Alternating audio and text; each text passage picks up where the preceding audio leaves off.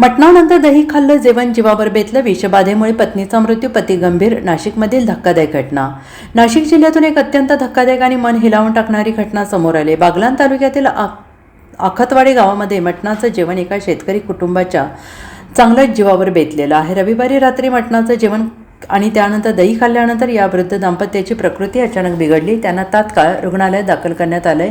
मात्र उपचारादरम्यान 68 वर्षीय द्वारकाबाई शांताराम हाळीज यांचा दुर्दैवी मृत्यू झाला आणि या घटनेमुळे आखतवाडी गावावर आणि नाशिक परिसरात शोककळा पसरली आहे. तर दुसरीकडे 78 वर्षीय शांताराम हाळीज यांच्यावर मालेगाव येथील खाजगी रुग्णालयात अतिदक्षता विभागात उपचार सुरू आहेत आणि ते सध्या मृत्यूशी झुंज देत आहेत आणि त्यांची प्रकृती चिंताजनक असल्याचं डॉक्टरांकडून सांगण्यात आलंय. या घटनेनंतर परिसरात एकच खळबळ उडालेली आहे आणि याबाबत अनेक तर्कवितर्क लावले जात आहेत. वैद्यकीय तज्ज्ञांच्या मते अनेकदा मटण आणि दही एकत्र खाल्ल्याने किंवा अन्न शिळे असल्यास फूड पॉयझनिंग होण्याचा धोका असतो. मात्र या प्रकरणातील नेमकी विषबाधा कशामुळे झाली हे अद्याप अधिकृतपणे स्पष्ट झालेलं नाही. Bureau report, SPN Marathi, Nashik.